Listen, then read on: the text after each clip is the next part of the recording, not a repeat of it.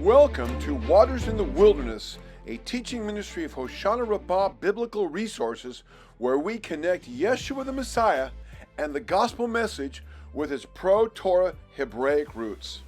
This is your host, Nathan Lawrence, thanking you for joining me in another adventure as we dive deeply into the Word of Elohim. And today's message is entitled Matthew chapters 16 through 25 are an encrypted prophetic timeline of end-time events. All right, Shabbat Shalom, everyone. Nathan Lawrence here, and I'm so good to be with you again. Thank you for joining us. We are in this amazing interregnum time between Yom Teruah, the Day of Trumpets, and the Yom Kippur, the Day of Atonement, which will be coming up here in about a week. And we are in that period of time, and we're talking about some of the prophetic things, what we might call eschatology, to happen between that time, prophetically speaking. And so the fall feast days that the Bible talks about, Yom Teruah, Yom Kippur, Sukkot, or the Feast of Tabernacles, and Shemini Atzeret, the eighth day, are pictures of things that are going to happen leading up to and at the second coming of Yeshua and off into the future. So the spring feast days, Passover, unleavened bread, and Pentecost all kind of have to do with the first coming of Yeshua, and the fall feast days have this to do with the second coming of Yeshua.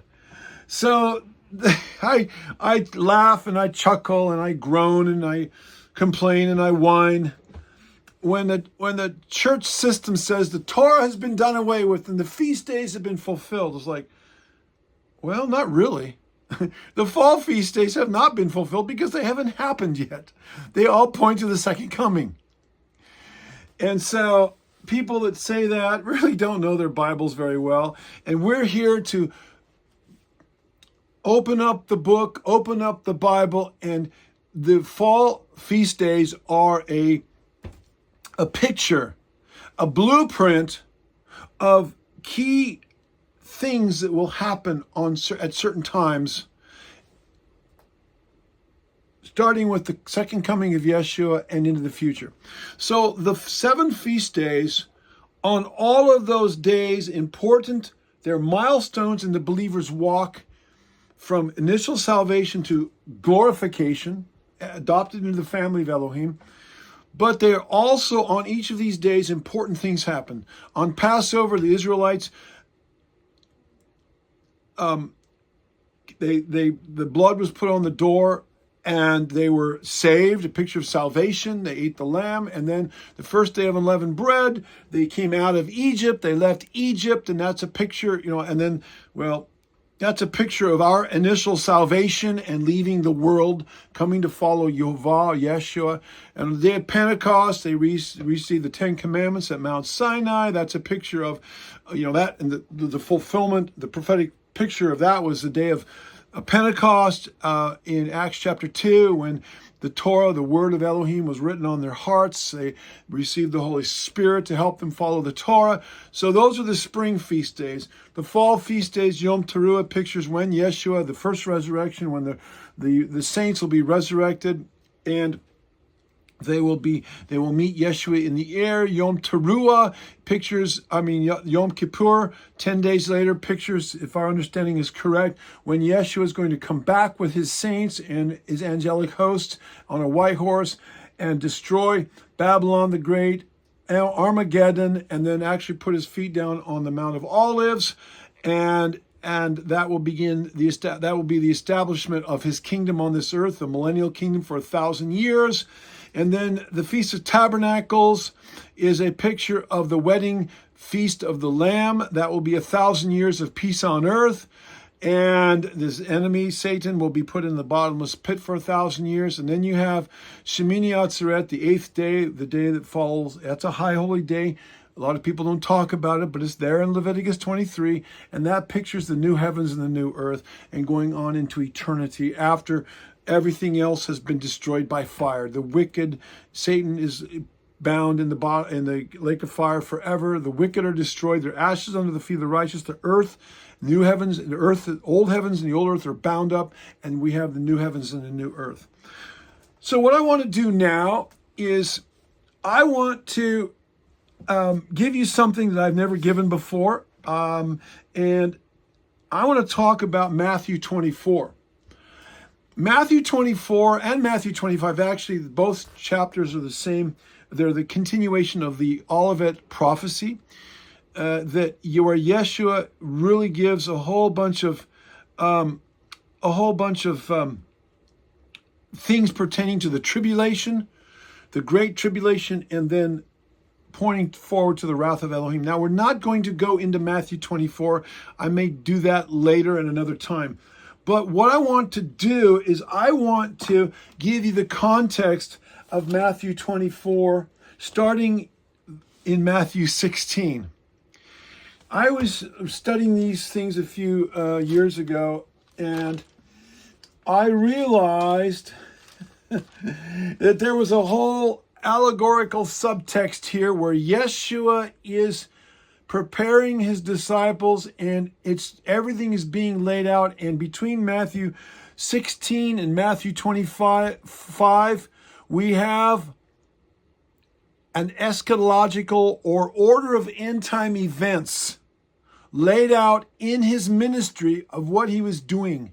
And I want to quickly go over that to show you that he was preparing his disciples and giving them in coded form a series of things that would happen leading up to his second coming and then the kingdom. This is something you've probably never heard before, but you know, I like to think that the Bible's like a treasure map. We're examining clues that lead to buried treasure, or an archaeologist scrutinizing ancient artifacts. You know, it's like a trail of breadcrumbs leading you to somewhere. And the more we study, the more we understand. Years ago, I realized as I was studying the tabernacle of Moses back 25 years ago and beginning to teach on that, when I pastored a local congregation, and I began to see that the biblical feasts, the 7 biblical feasts and the 7 stations in the tabernacle, the door, the altar of sacrifice, the bronze laver, and then you go into the holy place, the menorah, and then the table of showbread, and then the altar of incense, and then the Holy of Holies with the Ark of the Covenant, and then the glory cloud above that, are 7 steps leading from initial salvation. And let's not forget the altar of the red heifer on the outside. That's actually number 8, but I'm not going to get into that right now. But these are the steps in salvation, from initial salvation all the way up to, and the steps in a believer's spiritual development.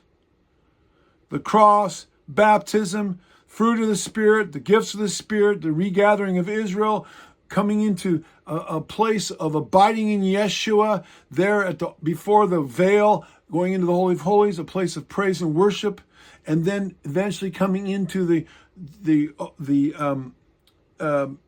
Holy of Holies and the Ark of the Covenant, which is a picture of the wedding chuppah, or the marriage bed, or the marriage of the Lamb, and then the glory cloud above it. It's a picture of living, heaven, the new heavens and the new earth, and being adopted into the family of Elohim forever.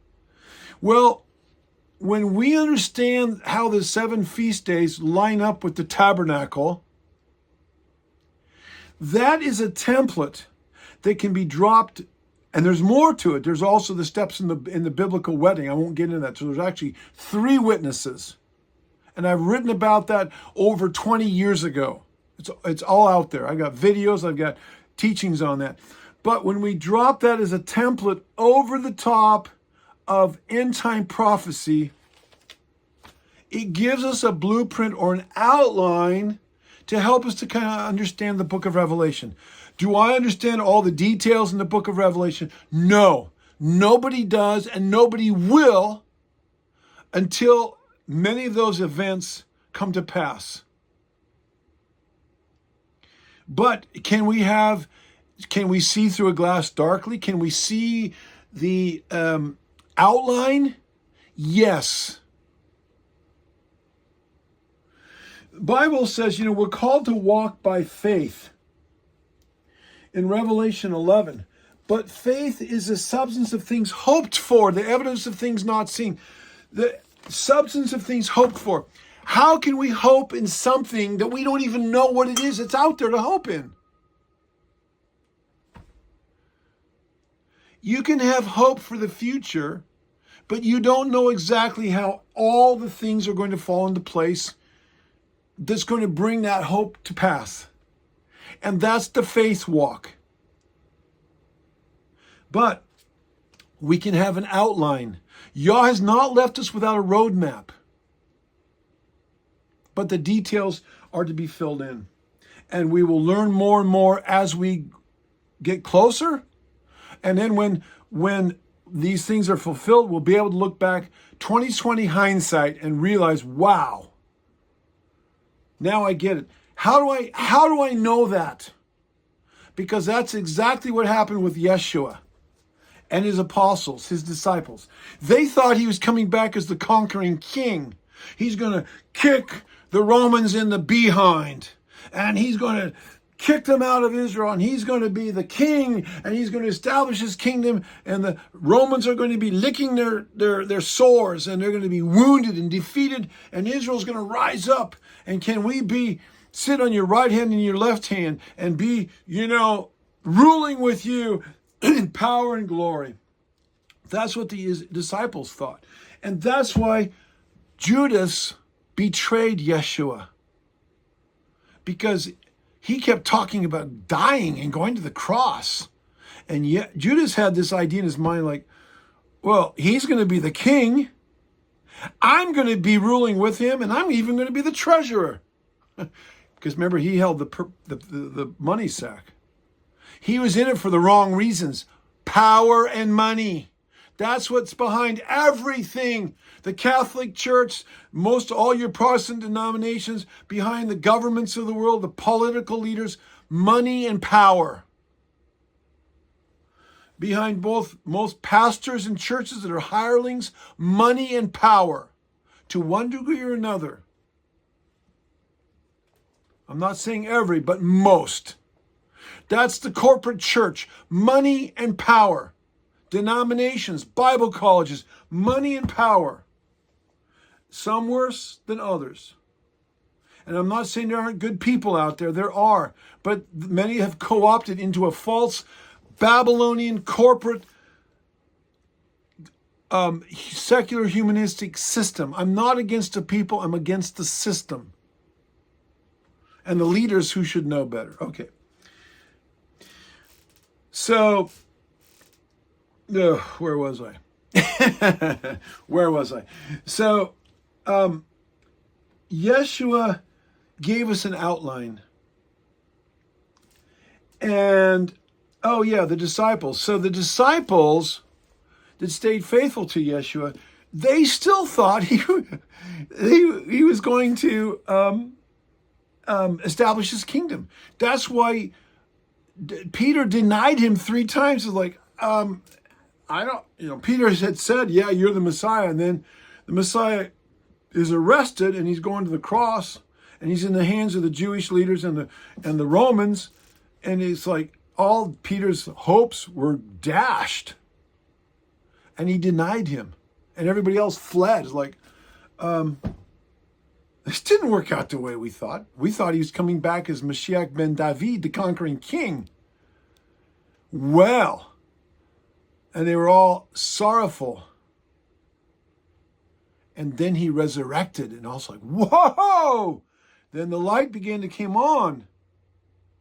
He had to be the suffering Isaiah 53 servant first, and then, now he's come back. Now he's going to be the king, and we're going to be 12 kings ruling over the 12 tribes of Israel. That's why they said their last question to him before he ascended the last time. there in Acts chapter 1, will you at this time restore the kingdom to Israel? He said, it's not for you to know the times and the seasons. He says, stay in Jerusalem, be empowered, endued with power from on high, and then go out and preach the gospel, starting in Jerusalem to Judea, Samaria, and the uttermost parts of the earth. He didn't say, you got a couple thousand years to go, guys. That might have been a little discouraging to them. In fact, there are some Bible scholars, and I agree with them, they thought, okay, so he resurrected, and they thought the second coming was going to be after the temple was destroyed, because in the mid-60s, Paul and the other disciples are talking about like, okay, Romans are coming, they're going to destroy everything, and then Yeshua will come back. And then they realized, oh, he's not. All of this, we got some time, and that's why Paul goes, or Peter says, we got to canonize the New Testament. We got to put these things in order, just like Yeshua instructed us at the Transfiguration. Okay, I'm saying a lot of stuff here that some of you have never heard of before. I've written about all these things. And so they put it together, Peter, James, and John, as they were commanded at the Transfiguration. And Peter alludes to that after my death, these things need to be in order.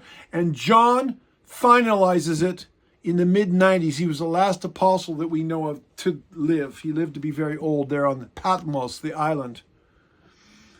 So the point I'm trying to make is they didn't understand a lot of things until they had happened. And then they realized, he was the suffering servant. He died for our sins. They knew that was going to happen, but they didn't know the timing.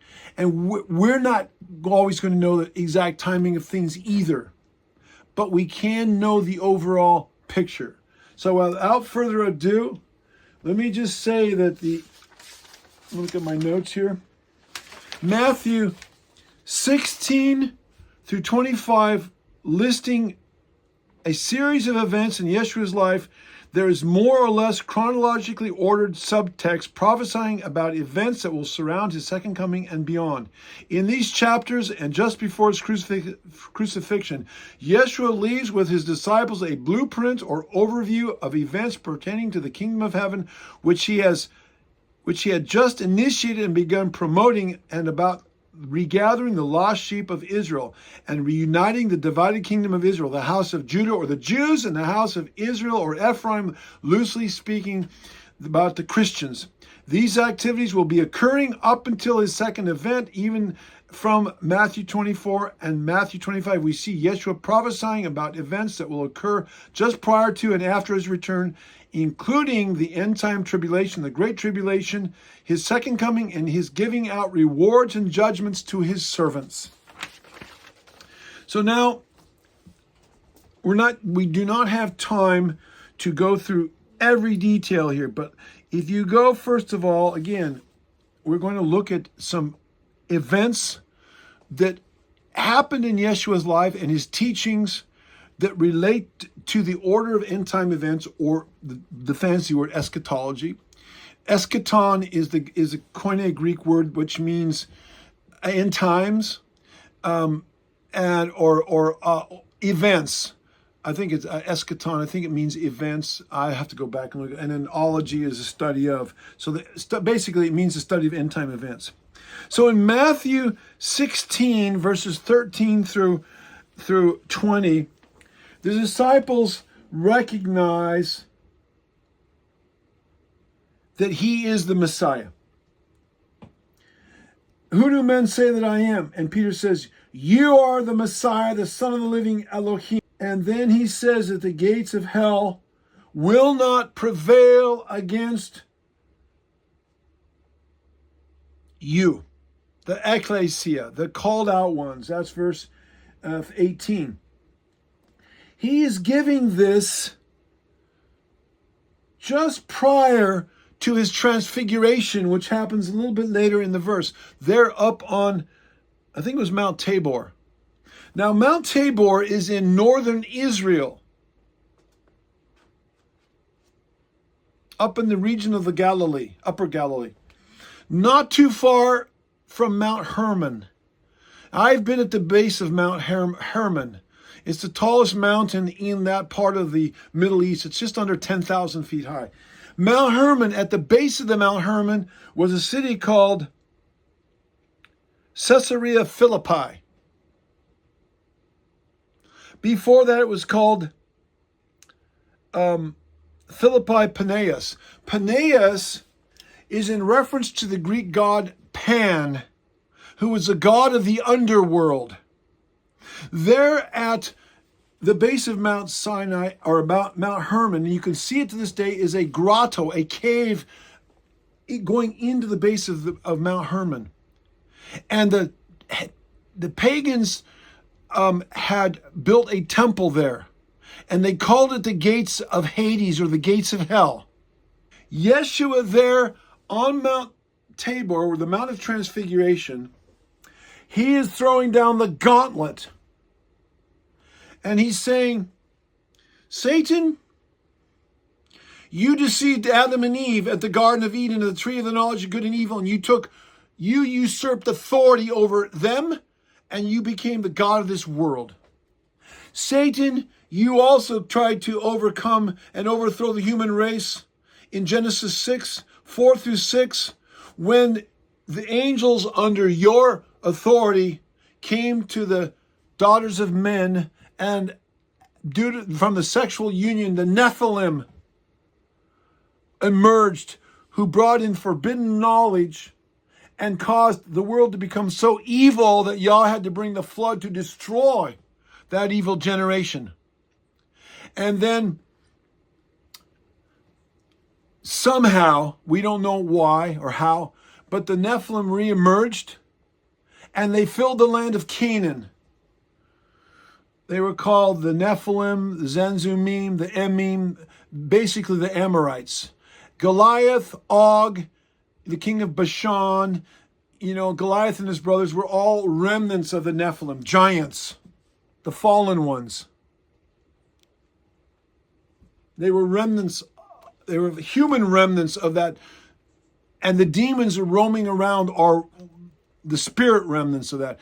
And they had situated themselves in the Holy Land, the Promised Land, to oppose the Israelites from coming in. Remember when the spies went into Israel, they said, "Oh, we're like grasshoppers to these giants." That wasn't just hyperbole or symbolism. There were literal giants, probably 9 or 12 feet tall. We don't know. They found bones of some really tall people in different places around the world. That's been hidden, but I've seen the archaeological evidence of that. So Yah told them, wipe them out. They're totally given over to Satan. So when Yeshua there is at Mount Tabor in the Transfiguration, and he's saying the gates of hell will not prevail, he's saying, Satan, you will not prevail about what I'm starting here now with my disciples and with my church, my called out ones. It was a declaration in the heavenlies. Hallelujah. Matthew 16, 21 through 28, Yeshua is a long-awaited Messiah, the suffering servant. He goes on and talks about he's going to die at the hands of the people and resurrect on the third day. We're still in Matthew 16.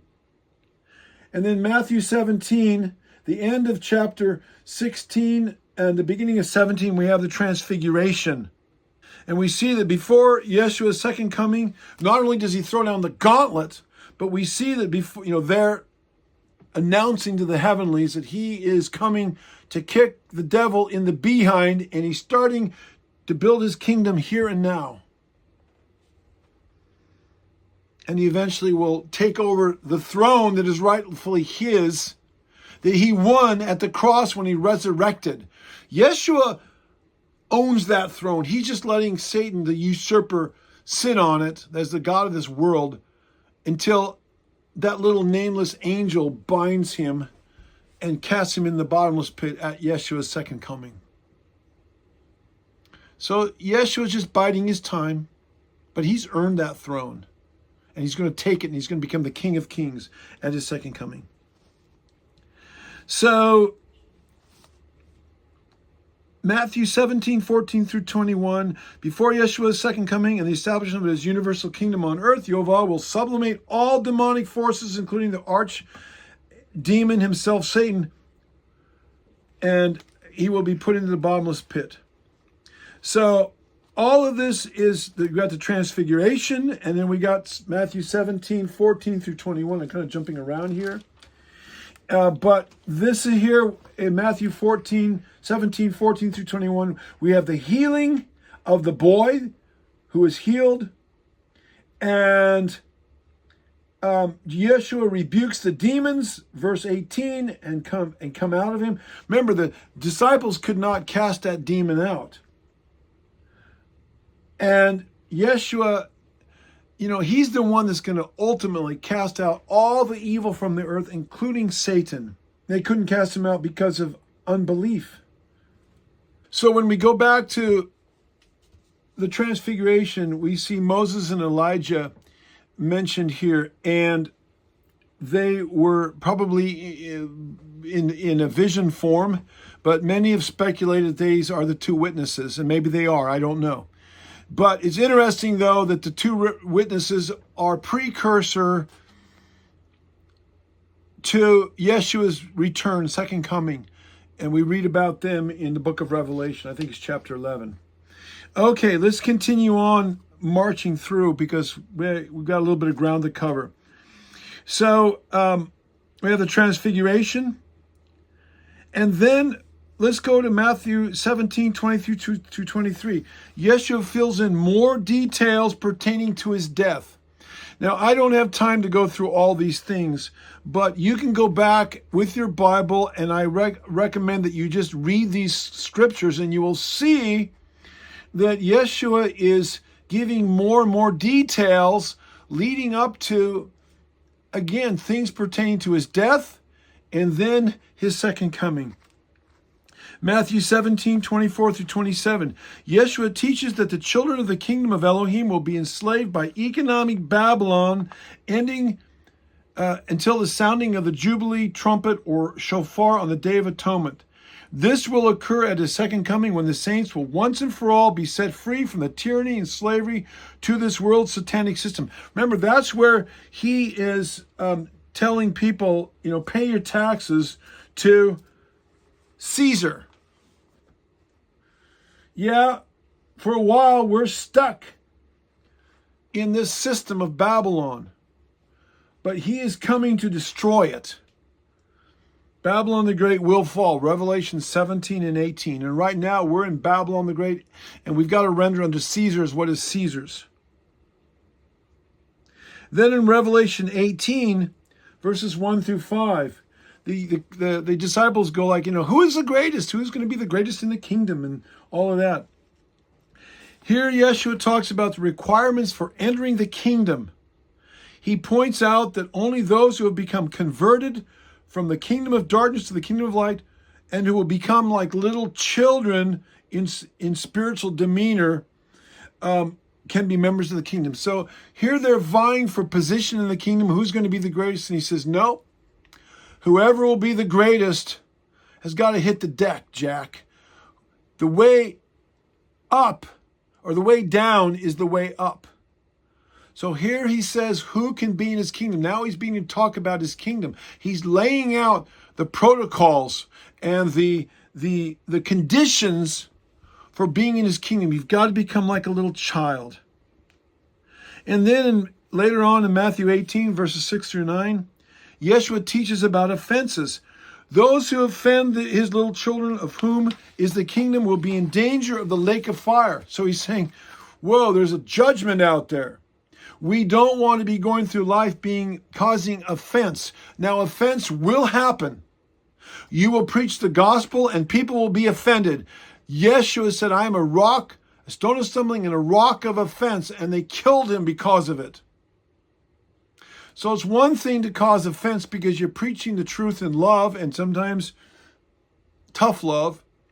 But it's another thing to be causing offense because of your own carnality, because of your own stubborn willfulness and your own rebellion and your own sin. And that's what he's preaching against. And then in Matthew 18, 10 through 14, he talks about the regathering of the lost sheep of the house of Israel. 10 through 14. He talks about going out and going after the lost sheep. He's the shepherd. He's gathering his sheep. He talks about the 99 and then going out after the lost, the one. And his sheep, that's his people. He's gathering his people from all over the world. All the scattered tribes and all the people that they've intermarried into.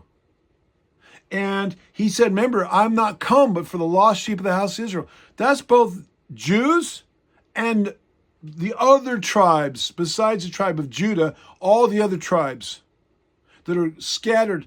They're lost, but they're not forgotten. They are going to come back. The Old Testament prophecies prophesy this again and again and again, and the Orthodox rabbinic Jews believe this and pray this to this day, that the other tribes, they recognize that the Jews, that they are the tribe of Judah, and that others will be coming in from the lost tribes who don't even know who they are. But Yah knows who they are. And then in Matthew 18:15 through 19:12 here, Yeshua goes into a long teaching about offenses between brothers, and he discusses the subject of divorce and remarriage. Yeshua is alluding to the two houses of Israel, which have been at odds with each other since the united kingdom of Israel under David and Solomon split under King Rehoboam. So the kingdom of Judah is the southern kingdom, from whom most of your modern Jews are descended. And then you had the northern kingdom, all the other tribes, they split and they went in separate directions. And the Jews more or less maintained their identity down to this day, but the other tribes lost their identity, forgot who they were. But Revelation 11 says, or Romans 11 says that they're going to come back in through the net of the gospel as it goes out, and they're going to be brought back in and grafted back into the olive tree of Israel. And Ephesians 2:11 through 19 says that people who once were Gentiles are going to be brought in and become part of Israel. And as he's speaking about the lost sheep of the house of Israel and all the Gentile people that they've intermarried with over the last, 2,700 years. So when he's talking about offenses between brethren, yes, he's talking about congregational offenses, but he's also, or between brethren and congregations, but he's also talking about the offenses in between the Jews and the Christians.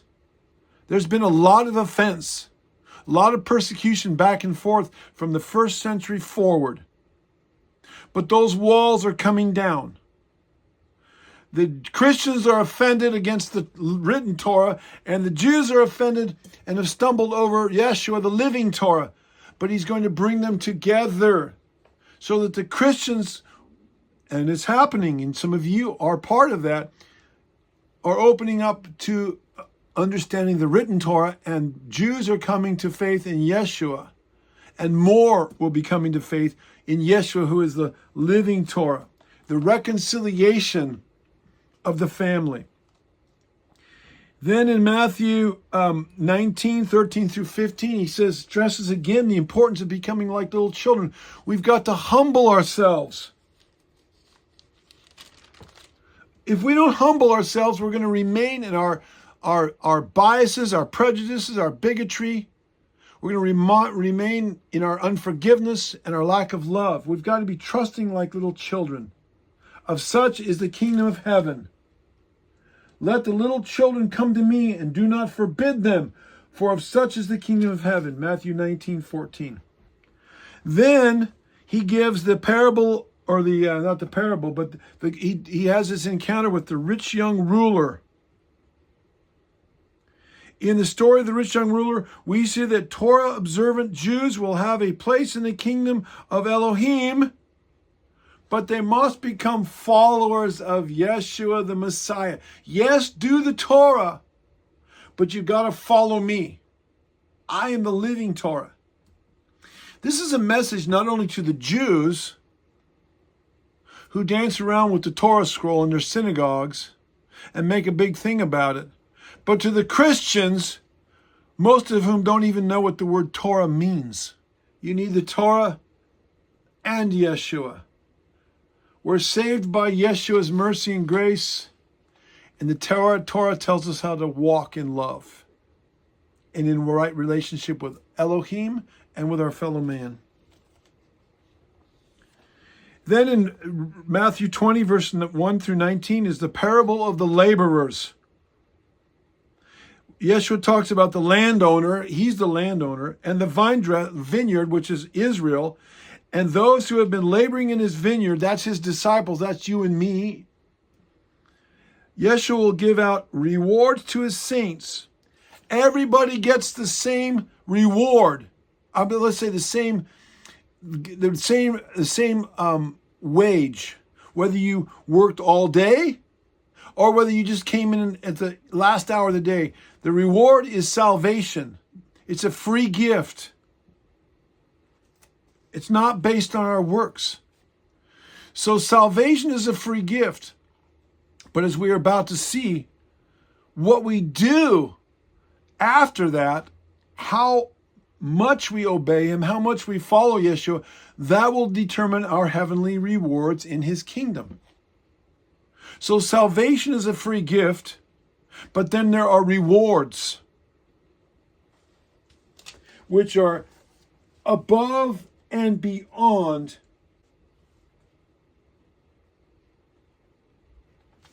the free gift of salvation.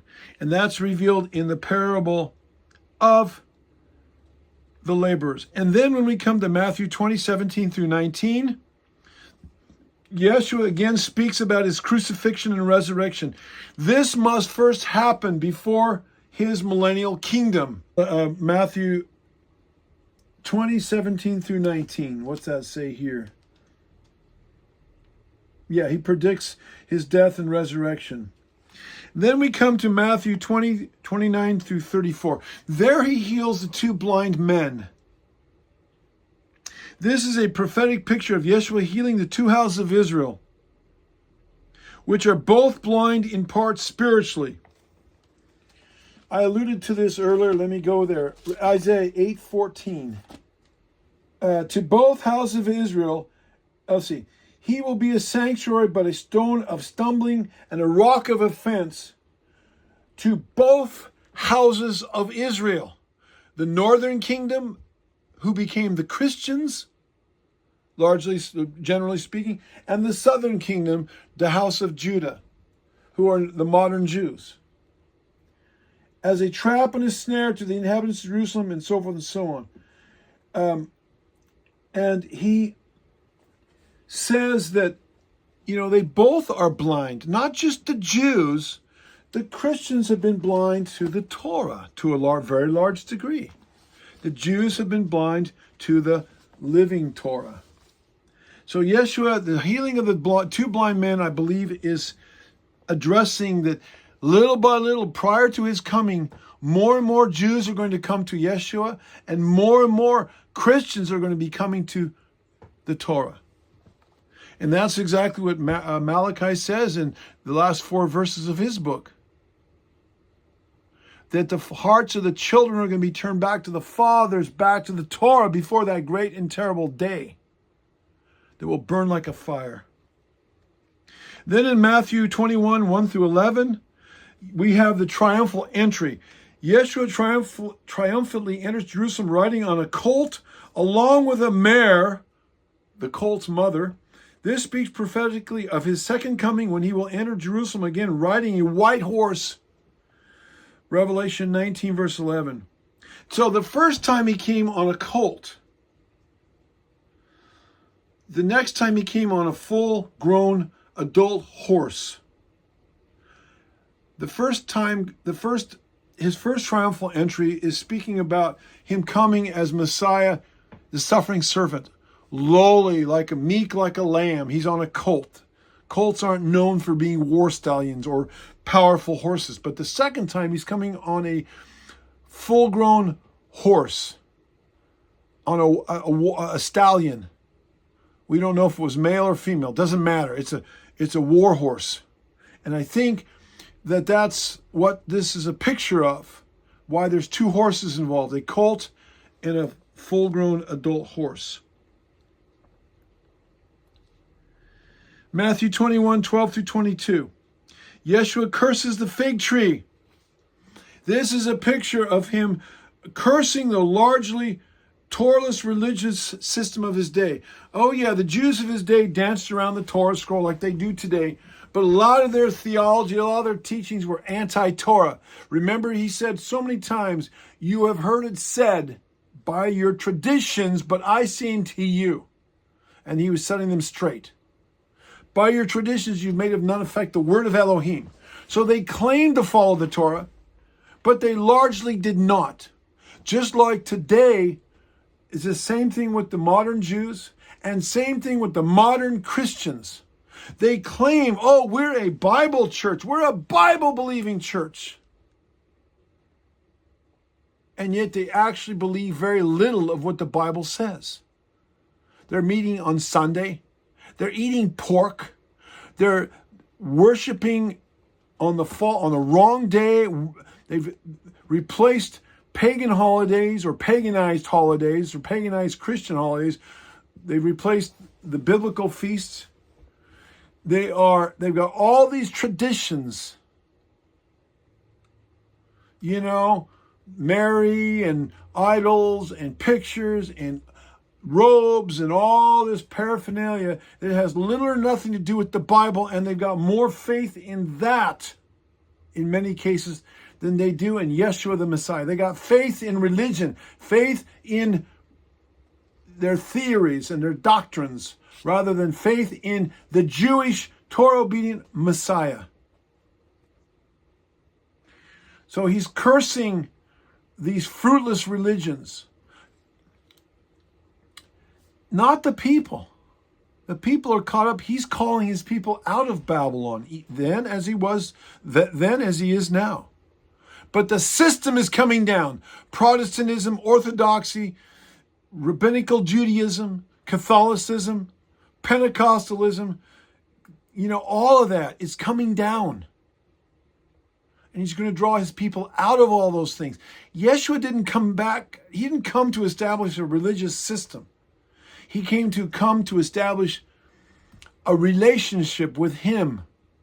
And men have turned into a money-making, power-grabbing system where they have salesmen and they have, corporate system, and they have all these things in between them and him. And that's coming down. Then in Matthew 21:28-32, the parable of the two sons. Yeshua takes the Jewish leaders to task for being like a disobedient son, where the seemingly disobedient son actually became the more obedient son. He's saying, you Jews, you claim to follow the Torah, you claim to be obedient. You draw near with your lips, but your hearts are far from me. I've got people out here that I'm calling, and they're going to come in. And the first shall be last, and the last shall be first. And he's saying that to modern, Messianic, Jewish type people. That's to you and me. Don't put your faith and your trust in your Sabbath observance, your tzitzits, your beards, your kippas, your talits, the fact that you don't eat pork, the fact that you don't put up a Christmas tree in your house and you don't have Easter eggs. Don't put your faith in that. Put your faith in Yeshua. Follow him. Yeah, don't do those bad things.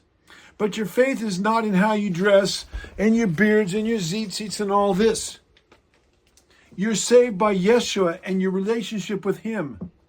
And yes, do these things, but don't boast in these things.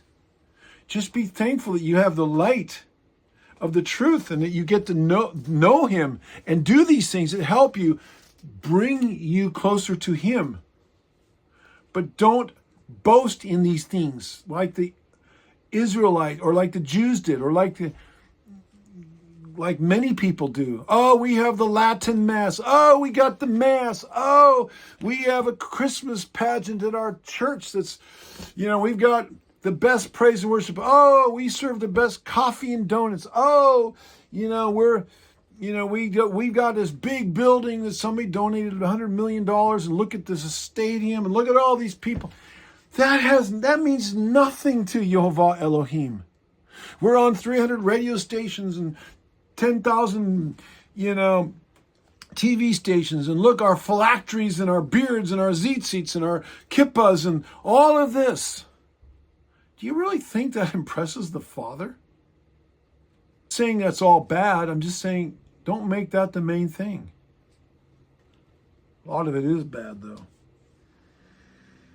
because it's traditions of men by which the word of Elohim has been made of none effect. Okay, moving along. Matthew 21:33-46, the parable of the wicked husbandman is a brief overview of Yehovah's dealing with Israel leading up to the second coming of Yeshua. Yeah, he's not done with his people. He's dealing with the Jews and he's dealing with the Christians, where he will judge the wicked husbandmen.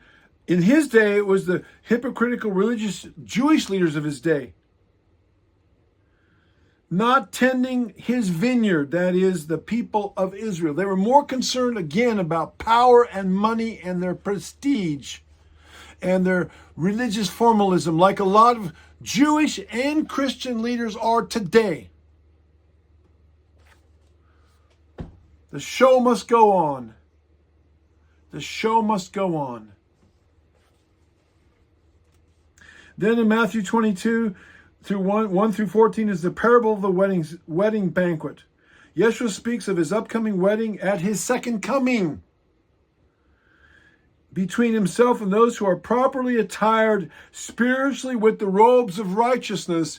Revelation 19:7, verses 7 through 9, where he says, the bride has made herself ready and she's donned the robes of righteousness, which are the righteous deeds of the saints.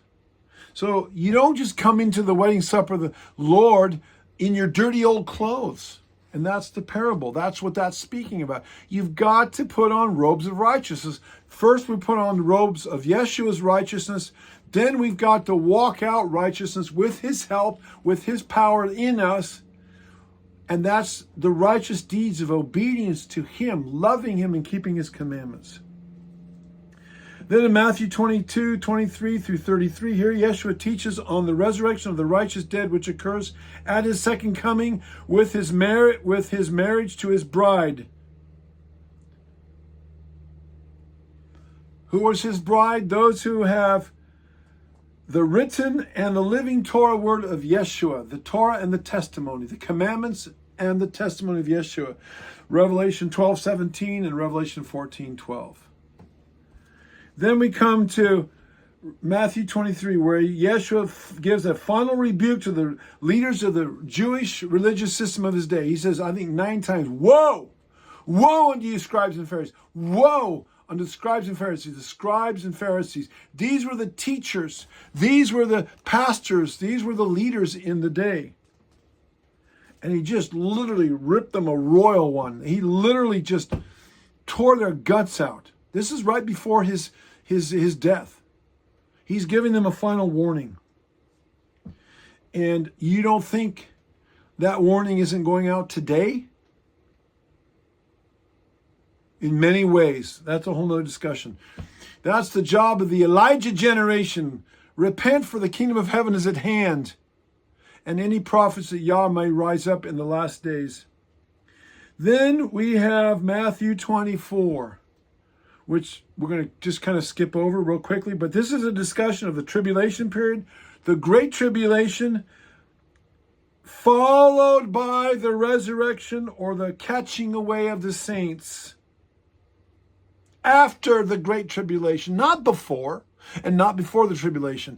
And that's where these false teachers are teaching falsely about the pre-tribulation rapture. I mean, I've heard it all. But Yeshua says here, he talks about tribulation. The Greek word is thalipsis.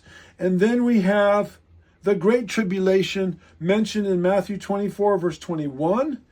And we'll cover some of these things later, but not in this teaching. And then in Matthew 29, immediately after the tribulation, thlipsis, of those days, not before. I cannot emphasize this. It's just right here in black and white, or red and white. His Lord. Immediately after the tribulation of those days, the sun will be darkened, and the moon will not give its light, and the stars will. Then the sign of the Son of Man will appear in the heavens. And then we have the angels gathering, the sound of the trumpet, verse 31. And he will gather together his elect from the four winds of the earth. It's really curious, and it's comical to me, and sad at the same time, to hear the pre-tribulation rapture pundits, the false teachers, teaching him, well, this really doesn't mean that he's going to be coming after the tribulation. Well, but that's what it says. Not just after the tribulation, but after the Great Tribulation. The Great Tribulation are the seals of Revelation. Where is that starting? In chapter 7 or 6, when in there. The 7 seals. The first 4 seals are the 4 horsemen of the apocalypse. And Yeshua in Matthew 24 goes through the first 4 seals. They line up perfectly with the 4 horsemen of the apocalypse. So there's no question about what he's talking about. And the saints will be on the earth during that time. Oh, well, that's the Jews. Where does it say that? I've heard that argument. Oh, the saints are already gone. It doesn't say that. It says the elect. It says the people who, together, his elect. That's not, he doesn't have 2 categories of the elect, the Jewish elect and the Gentile elect. Where's that in the Bible? It's singular. It's one church, one bride, not a Jewish and a Gentile bride, one bride, one elect. The church of the firstborn, not the church of the Jews and the church of the Christians, the Christians. It's one body. He's not, Yeshua isn't the head of 2 bodies coming out of his head. That's grotesque. He's not coming back to marry 2 Jewish bride, a Jewish bride and a Christian bride. He's not a polygamist. Sorry. That's not in the Bible. And we see that the saints are on the earth. They are those who have Revelation 12:17 and 14:12. Those who keep his commandments and have the testimony of Yeshua. That's after the 7 seals and after the 7 trumpets. They're still on the earth. So this pre-tribulation rapture nonsense is just a distraction. It's a false doctrine that most likely comes out of the Jesuits.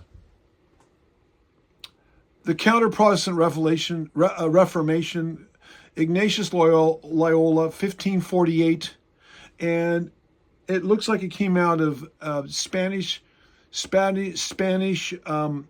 Jesuit priest by the name of Lacunza, who wrote a book, and then it was picked up by that young lady, I forgot her name, she was part of the Plymouth Brethren in England, and then it came over under Darby and Schofield, another couple false teachers in America, and then it got planted in the Schofield Reference Bible, and it got picked up by Dallas Theological Seminary, and then what's his name made it popular, Hal Lindsey, and it's been in here ever since. It's the 60s and even before.